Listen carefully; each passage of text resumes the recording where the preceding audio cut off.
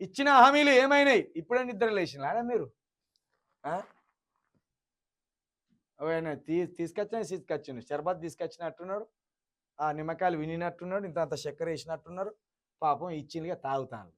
నిన్నటికి ఈయాటికి కళ్ళు తిప్పొచ్చు వాళ్ళకి పాపం.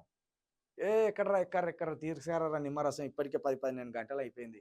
అమ్మో! మన వల్ల కాదు ఏదన్నా ఉంటే ఓ గుడి చూసుకోవాలి. ఆ గుడిలే దేవుని రెక్క నరికిండ్లనో, కాలు నరికిండ్లనో లేకపోతే తల తీసేసిండ్లనో గట్ల ఏటువంటివి ఉంటే మనం చిచ్చు రాయేసి బయట పడతాం గానీ, గీ రైతుల పక్షాన మన నిరాహార దీక్షలు, లేకపోతే నిరుద్యోగుల పక్షాన పోరాడడం అంటే అమ్మో! ఇది మన వల్ల కాదురో.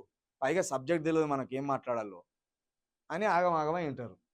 మంచిగా పడుకున్నారు. ఆ రాత్రంతా పండుకున్నారు. ఒకళ్ళ పక్కన ఒకళ్ళనే పండుకున్నారు మంచిగా.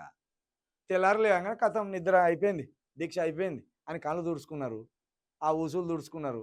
బ్రష్ కూడా చేసిండ్రో లేదో గానీ నిమ్మరసం ఇచ్చిండ్రు. ఆ!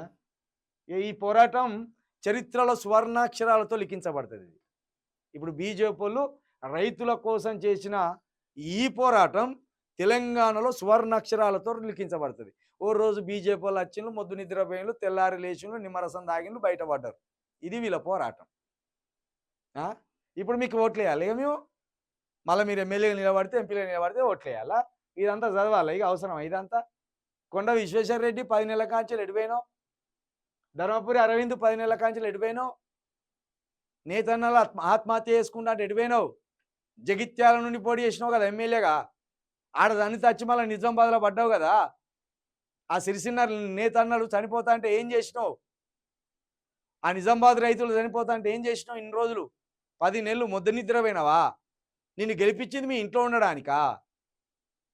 నిరాహార దీక్షల పేరుతోటి ఏసీలు తెచ్చుకొని, చుట్టు పెట్టుకొని, ఏసీలలో పండుకొని తెల్లారి లేచేత్తారా? గీలదంట ఎందుకు పట్టినావు ఈటెల రాజేందర్ గారు నువ్వు?